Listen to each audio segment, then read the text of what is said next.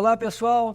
Estamos voltando com o nosso argumento, depois de uma parada, que todo mundo tem direito a tirar férias, e voltamos para continuar a falar sobre cultura e principalmente para falar sobre o que se faz em pesquisa aqui na Pontifícia Universidade Católica do Rio Grande do Sul. Como sempre, parceiro aqui, Jacques Weimler, e o nosso convidado para essa volta, professor Drayton Gonzaga, decano da Escola de Humanidades aqui da PUC, filósofo e, também vale dizer, colorado. Drayton, obrigado por aceitar o nosso convite, por vir aqui para essa nossa reestreia.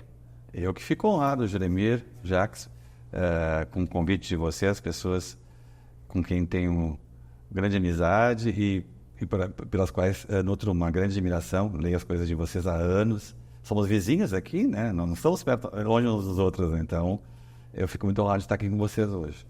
Drayton, estávamos comentando, eu fui ver a cerimônia de doutor honoris causa do cardeal Tolentino aqui na PUC. E depois fiquei para a palestra dele, que eu achei estupenda, literária, citando Clarice Lispector, Mário Quintana, Manuel de Barros, com um conhecimento profundo das obras, com análise literária de alto nível e com, digamos assim, uma capacidade retórica impressionante. Eu não conhecia o cardeal Tolentino, devo dizer, fiquei impressionado com a qualidade da sua palestra.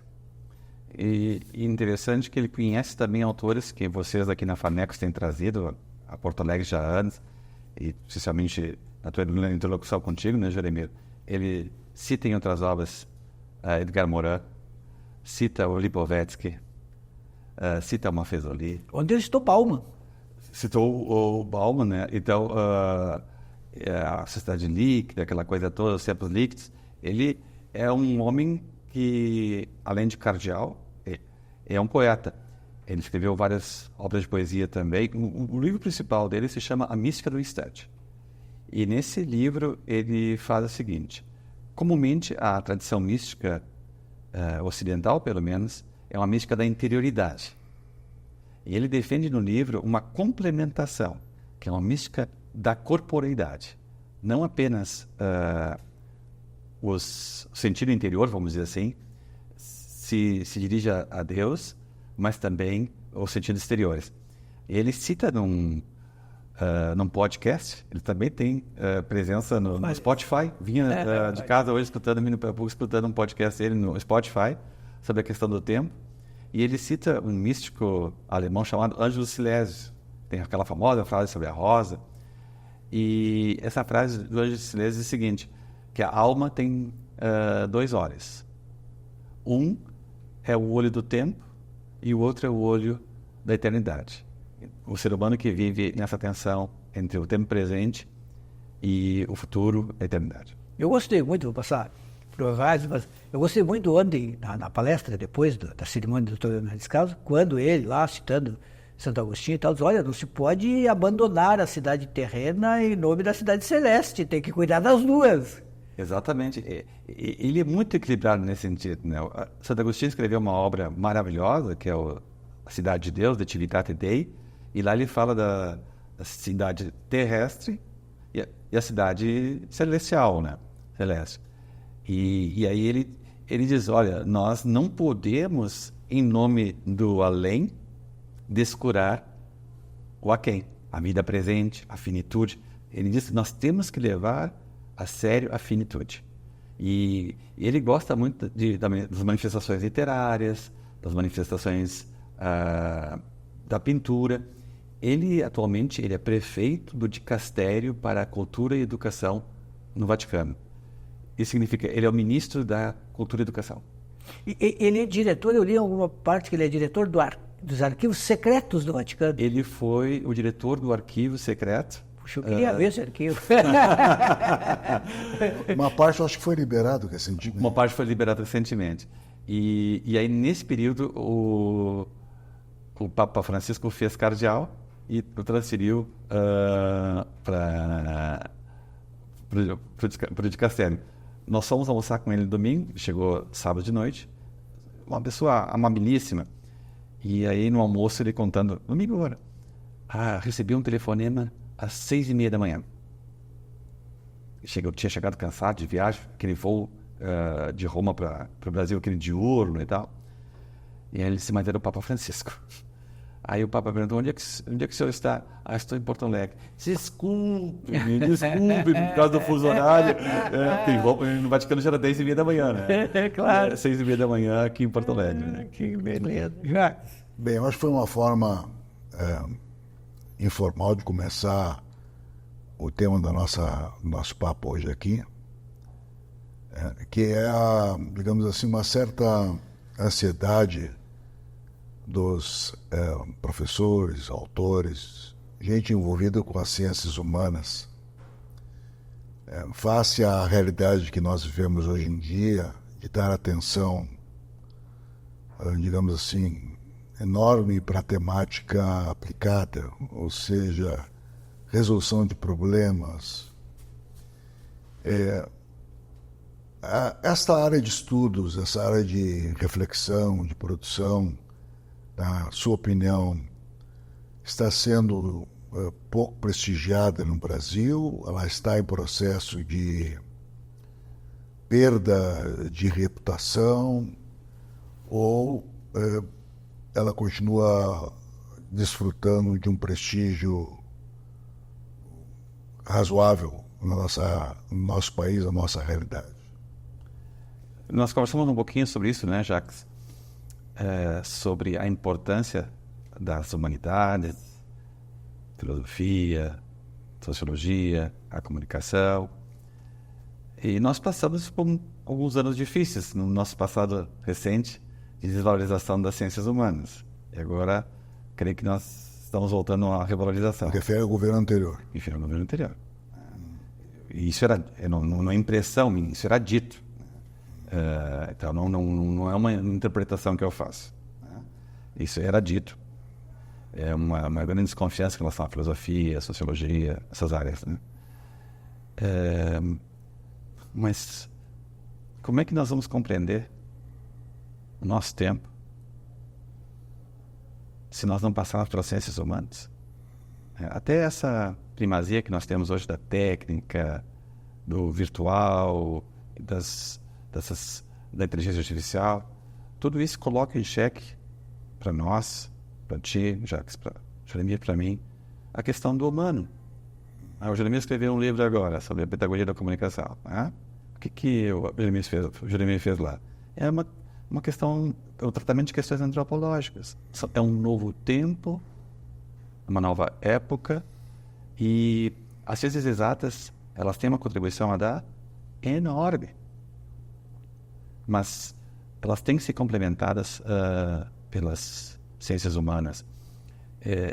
Em alemão, há uma distinção entre ciências da natureza e ciências do espírito. Naturwissenschaften e Geisteswissenschaften. É assim que os alemães denominam isso. Ciências exatas e ciências humanas. Então, ciências da natureza e ciências do espírito.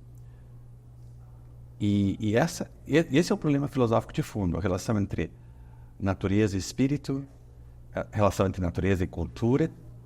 O ser humano não é apenas um ser natural, ele é um ser cultural, é um ser que tem manifestações artísticas, ele faz história, diferente da formiga que não faz história.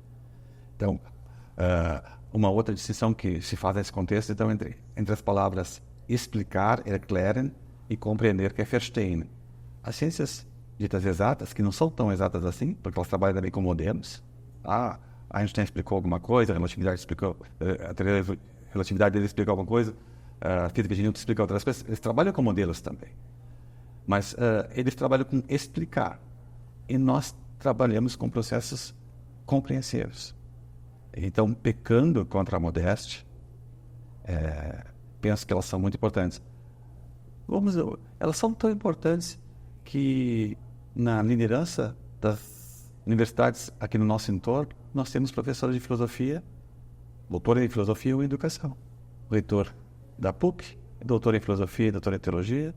O reitor da Unicinos é doutor em educação. O reitor da La Salle até pouco é doutor em educação. Então, para alguma coisa a gente deve servir, né? Muito obrigado pela referência ao meu livro, porque tinha ficado curioso, realmente, em saber. Eu trabalhei bastante nesse livro e, evidentemente, é uma área que a gente atua. Nós temos os nossos colegas que são os especialistas em pedagogia, mas eu trabalhei muito uma experiência pessoal de professor. Agora, eu queria te perguntar o seguinte, dá para imaginar um mundo sem filosofia, sem sociologia? Faz sentido uma sociedade que não reflita sobre si mesma? Olha, só se nós reduzirmos o mundo, sem comunicação também, né, sem jornalismo, só se nós reduzirmos o mundo a máquinas. Então, nós tiramos o ser humano do planeta, deixamos as máquinas tocarem aí com o chat GPT, e nós nos tornamos prescindíveis, vamos dizer assim. Então, eu penso que, ultimamente, uma categoria que é muito própria do nosso tempo, é o título de um livro de um professor alemão, chamado Thomas Fuchs, é Uma Defesa do Humano. Verteidigung des Menschen, ou Defesa do Ser Humano. Nós não vamos ser ingênuos, nunca fomos, né, de negar a tecnologia. Ao contrário, nós usamos tecnologia, nós estamos usando esse programa agora para atingir tantas pessoas. Nós não somos inimigos da tecnologia, somos amigos. Mas já viste o teu próprio caso, né, Jeremir? Na pandemia, né? Nós vibrando aqui, torcendo para que o Jeremir saísse daquele estado desolador, sofremos junto contigo. Obrigado. Né? Tu hospitalizado, sem vacina, né? E depois conseguiste te recuperar. Estava com problema de voz naquela época, né? Imagina um comunicador sem voz. Né? Então sofremos contigo. Obrigado. Então, nós não vamos negar a importância da tecnologia, da ciência, da técnica. Vacina que salvou a vida de tanta gente. Né? Mas, ao mesmo tempo, a própria pandemia, ela interpela as ciências humanas. Né? O que significa o intento humano de previsibilidade, de planejamento? De repente vem um vírus aí e nos coloca de joelhos, faz parar a humanidade toda. No campo da filosofia tem uma quantidade enorme de autores que são contra a tecnologia.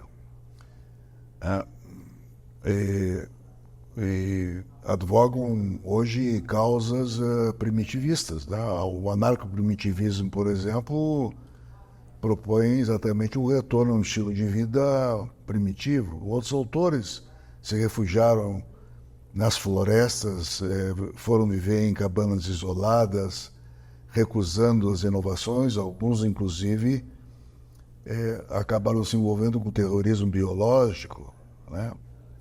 Então, não é um tema muito consensual, praticamente não existe nada consensual, mas, de qualquer forma, continua sendo um tema polêmico, o tema da tecnofobia entre os filósofos. Né? Como é que tu enxerga essa rejeição dos pensadores ao desenvolvimento tecnológico? Por que existe isso? Jacques, concedo, existe isso, mas mesmo essa natureza descrita por esses autores não é uma natureza natural, já é um construto. Vou dar um exemplo para vocês. Nós, uns 15 anos, havia um restaurante no Shopping Praia de Belas, em Porto Alegre. E eu estava com 2 conferencistas alemães que falariam no dia seguinte da PUC. Daí eu disse assim, vamos sair aqui do construído, da cultura, e vamos para a natureza, para o Parque Marinha, que fica próximo ao estádio da Copa do Mundo em Porto Alegre, estádio do Esporte Clube Internacional. Não vou revelar minha preferência clubística. E tem um outro estádio em Porto Alegre, também além do nosso, que é o estádio da OAS. Bom, da OAS. Eu não vou entrar em polêmica aqui. Bom, aí um disse assim, não, mas nós vamos para lá também é cultura, o Parque Marinha. Não é mais natureza, só natureza. Aí o outro disse, mas o shopping também é cultura. Tudo é cultura ou tudo é natureza? Então, esse conflito, porque o shopping tem a materialidade, mas é o construído. Mas o parque também. Né? Então, essa volta à natureza. E eu diria assim, olha, às vezes há uma certa, desculpe eu dizer isso, uma certa ingenuidade no que diz respeito a isso. Se nós consultarmos pessoas que viveram no ambiente rural aqui do Rio Grande do Sul. Estive ainda há 3 semanas perto de Passo Fundo, numa localidade, né? E eles contando as agruras da chegada dos italianos naquela localidade, né? Cobras, onças, etc. Tapejara, interior de Tapejara, tá? Um amigo nosso, nós 3, urbanos eles, na autobiografia, ele conta quando eles chegaram lá no oeste de Santa Catarina, a família dele, o conceito de picada, né, vem de picar, tinha de picar o mato, e a natureza ela não era vista como no romantismo alemão, como algo de realização do ser humano, ela era vista como algo ameaçador. Né? Então, a nossa própria relação com a natureza, ela é uma relação, no mínimo, ambígua. Então, eu penso que revela uma certa ingenuidade, uma volta a uma natureza não mediada pela alma humana. Como disse o cardeal ontem na palestra aqui na PUC, a maior parte da população mundial hoje vive na cidade. Eu todo ano eu releio um texto famoso do Heidegger, a questão da técnica. Todo ano. Trabalho isso, inclusive, com os meus alunos de mestrado e doutorado. E eu me deixo convencer muito por esse texto. Eu acho assim, aquela história de que a técnica não é neutra. Então, a técnica, dado que ela existe, ela nos afeta como um todo. Por exemplo, basta pensar o seguinte: o sujeito se retira, tudo bem, para viver na natureza, mas ele vai ser afetado por um resultado da utilização da técnica, a emergência climática. Onde ele esteja, ele vai ser afetado pelas transformações climáticas, que são o resultado da interação do homem com a natureza. Então, mesmo que ele esteja isolado em qualquer lugar, as diferenças climáticas de hoje vão alcançá-lo. Não existe mais natureza em estado puro sem a influência de episódios que acontecem em outras partes do planeta. Essa aldeia global da qual você falava, por exemplo, no caminho da comunicação há muito tempo, diz respeito também à questão ecológica. Então, nós aqui, nós 3, nós somos portadores de óculos. Isso é tecnologia. Então, essa demonização da tecnologia e da técnica, ela é muito parecida, ela não vê muito longe. Esse é o problema. Qual é a nossa função? Fazer com que ela esteja a serviço do humano. Eu acho interessante inclusive o título que tu citaste, não conheço o livro, Em Defesa do Humano, porque nós vivemos também uma época, nas ciências humanas, ou em parte delas, de uma certa rejeição do humano. Por exemplo, no chamado antropoceno. O homem como o culpado pelo que a natureza se tornou. E, bom, claro, nós podemos pensar assim, que os humanos nem sempre se comportaram bem, se tomaram pela medida de todas as coisas, se tomaram um pouco por Deus, se tomaram por a principal espécie no universo. Melhor ter um pouco de modéstia. Mas, de toda maneira, será que nós podemos descartar o humano ou simplesmente dizer assim, humano não vale a pena? Eu penso que é encontrar o lugar do humano, assim, no todo do universo. Esse é o ponto. A natureza é o nosso substrato, sem ela nós não vivemos. Houve essa primazia demasiada do humano. O que é o século XIX? É um século de grande euforia no que diz respeito às conquistas da ciência e da técnica, ou da tecnociência, como se chama. Inclusive Freud, agora eu sou psicólogo também, né? Te disse isso, né, Jacques? E li bastante Freud nos últimos anos. Freud era um positivista. Né? Aquela obra O Futuro de uma Ilusão, todo mundo que faz futurologia comumente erra, né? E ele também errou, dizendo que a ciência ia substituir a religião, ela se torna uma nova religião, a ciência. Não, esse é o problema. Quando nós, nesse período, século XIX, nós temos uma espécie de apoteose do humano, chegando Ludwig Feuerbach afirmar que Homo homini Deus, o homem é o novo Deus para o próprio homem. Então, esse é o problema do século, especialmente do século XIX. Era uma utopia. A ciência até que é vista com um grande otimismo, diferentemente de hoje, em que a gente vê a ciência técnica como risco, como ameaça, né? A gente fala ali com Ulrich Beck, a cidade do risco, né? Hoje a ênfase da ciência técnica em muitos círculos é mais uma distopia do que a utopia de 79, né? Então, essa supremacia humana trazida pelo século XIX, eu considero bastante problemática. No entanto, esse discurso de suspeita em relação ao humano, e nós conhecemos, na literatura filosófica boa, do desaparecimento do humano, inclusive, né? O Samuel Beckett, numa obra dele, diz, eu acho que se traduziu para o português como Inomináveis, diz, eu não penso, penso assim. Né? Então, o desaparecimento do sujeito, desaparecimento do humano.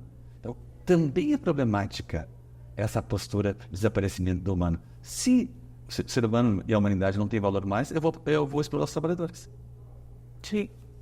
Vou substituir eles por máquinas. Tudo passa a ser permitido. Tudo pode ser permitido. Então, eu li um livro por causa de ti. Então, a minha esposa quer falar com o Juremir, porque eu deixo de dar atenção para ela, porque eu fico lendo os livros que o Juremir recomenda, né?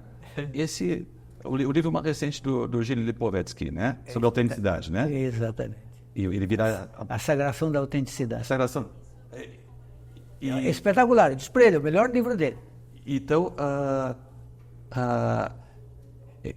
de alguma forma, ele faz um diagnóstico maravilhoso da contemporaneidade, a era do vazio, o império efêmero, né? Sim. E aí ele de novo acerta, né? A ênfase na autenticidade é uma ênfase demasiada, é uma apoteose da subjetividade. Uhum. É uma subjetividade que não se deixa apelar, vamos dizer, ou ouvir o apelo da natureza e do outro, né? Então, mas, de novo aqui, ó, nós estamos caminhando por um caminho intermediário. Não vamos acentuar demais o ser humano, essa apoteose, o antropoteísmo, a apoteose do ser humano, mas negá-lo também é ingênuo. Onde é que vai ficar a discursividade? Mas essa tendência de negar o ser humano, tu observa, digamos, no ambiente acadêmico ou no ambiente intelectual, dos autores, dos pensadores, na comunidade em geral, tu percebe que esta é uma força potente hoje em dia? A ideia de que acima de tudo está a tecnologia e não o ser humano? De alguma forma, sim. Inclusive, nós entregamos munição para esse tipo de postura. Porque se nós, nas ciências humanas, falamos do desaparecimento do sujeito, Sim. nós estamos entregando o ouro para o bandido. É preciso coragem hoje para defender, por exemplo, um novo humanismo. O Edgar Morin, por exemplo, tem feito isso. Mas muitos, humano, de novo humano. Eu vejo isso muito na crítica que se faz, vários pensadores importantes fazem, a ideia de antropoceno. O antropoceno como a era do homem destruidor, do homem que destrói a natureza por se tomar, justamente, por Deus, por se tomar pela espécie principal. Isso aparece muito frequentemente, inclusive em pensadores importantes brasileiros. Eu tinha acompanhado esse tipo de literatura. Não vou citar nomes, que depois, hoje, a gente é mal interpretado rapidamente. É isso. Né? Mas eu vou dizer assim, quando um autor contemporâneo, século XXI, diz que nós temos que proteger a natureza porque a pedra é minha irmã, a formiga é minha irmã, o leão é meu irmão, ou sei lá, mãe, pai. O que o autor está fazendo? Ele está usando categorias antropológicas para enfrentar a natureza. Ele permanece como uma referência. Na natureza não existe essa relação. A pedra não é prima, não é irmã, cunhada de ninguém. Isso são categorias. É antropologizar a natureza. E nesse discurso do antropoceno, às vezes aparece isso. Então, em última instância, o ser humano continua sendo a grande referência. É difícil superar a abordagem antropológica da natureza. Do seu ponto de vista, assim, do estudante, as ciências humanas hoje atraem o interesse do estudantado, ou tu percebes que existe uma preferência hoje em dia por matemática mais aplicada, com resultados mais concretos? que é essa visão de curto prazo, né? Que tanto alimenta a ansiedade dos pais que querem profissões que os filhos obtêm de imediato ou no curto prazo resultados financeiros, sobrevivência. Isso parece ser uma ameaça a campos mais reflexivos. Com certeza, Jacques, esse é um problema. E nós que temos aí curso de licenciatura, estamos formando os futuros professores, professoras, hoje a procura por esse tipo de curso não é grande. Mas o efeito nós vamos ver logo em seguida. Nós não teremos mais professores para os nossos filhos, netos nas escolas, porque as pessoas não procuram as nossas áreas, né, para a docência. Então, eu vejo um certo imediatismo, uma busca, vamos dizer assim, rápida pelo retorno, só que como um projeto de sociedade isso é nefasto. Uma sociedade que não valoriza as humanidades, só valoriza as coisas técnicas. Então, o que seria da nossa vida? Nossa vida seria muito pobre com o desaparecimento da filosofia, da comunicação, da poesia. Ontem eu fui com o cardeal José Tolentino de Mendonça a uma galeria de arte em Porto Alegre. Sob o ponto de vista da sociedade da produção, vamos dizer assim, da era da performance, como diz o Ehrenberg, né? Culto da performance, isso não tem valor nenhum. Mas isso significa destruir o humano. Eu concordo muito contigo em relação, já discuti isso muito na área da comunicação principalmente, sobre o fato de que não tem como fazer um tipo de análise que não seja de alguma forma humana. Por exemplo, tem essa discussão sobre o especismo. O ser humano seria uma espécie que pratica radicalmente o especismo, desvalorizando as outras espécies. Mas eu tenho essa visão de que o antiespecismo ainda é um especismo, porque só o ser humano pode ser antiespecista. Só o ser humano pode dizer assim, vamos abolir as separações entre as espécies, não vai ter nenhuma hierarquia, etc, etc. Ainda é uma escolha humana. A formiga não faz nenhuma escolha desse tipo. Concordo plenamente contigo. Por isso que eu entrego o ônus da prova para o meu adversário, quando eu começo a falar sobre esse tipo de coisa. Então, me apresenta uma manifestação humana que não seja especialista e se é possível superar. O que nós... De novo, eu penso que nós temos que achar um marco, um novo framework, um novo modelo de colocar o ser humano não só nessa atitude exploratória em relação à natureza, mas de mais sintonia, de relação com a natureza. Mas eu não posso eliminar a diferença. Como se diz às vezes com empatia, a empatia é eu me colocar no lugar do outro. Bom, em primeiro lugar não é possível, já só do ponto de vista da matéria, extensão. Em segundo lugar, quando eu me coloco no lugar do outro, eu anulo o outro. Eu tenho que manter a diferença de empatia e colocar no lugar do outro. Não. Impossível me colocar no outro, não tem a epiderme do outro. E se eu me colocar no outro, eu anulo. Eu preciso ter o outro para poder ter interação. Então eu diria assim, no que diz respeito à natureza, o respeito à natureza, nós há muitos anos procuramos cultivar na minha família, cultivo a natureza, diminuição do lixo. No dia a dia nós colocamos em prática várias coisas, né? Anticonsumo, tentando reaproveitar. Eu sou casado com uma alemã. Na Alemanha, a primeira coisa que a gente tem que aprender é saber em que container vai o papel, o vidro, o resto de comida. Já uma ciência por si, colocar alguma coisa no lixo da Alemanha. Então, temos sensibilidade, né? Sensibilidade a essa, por exemplo, aquelas coisas antigas que nós fazíamos, de guardar roupa. Tenho 3 filhos, de guardar a roupa de um para o próximo, para não precisar comprar tudo de novo. Né? Para que incomodar a natureza dessa forma? Então, tivemos várias práticas disso em casa.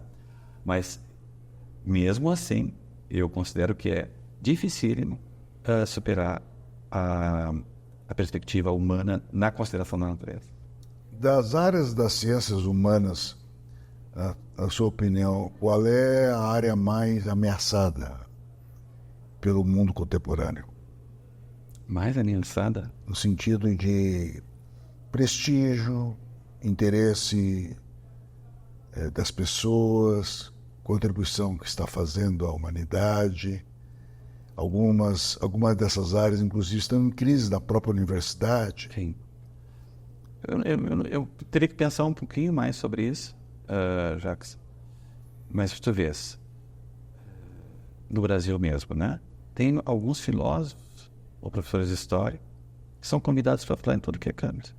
Então a gente fala, por um lado, da crise das ciências humanas e temos aí alguns autores que são chamados para falar em tudo que é canto. A psicologia mesmo, que é uma ciência humana, né?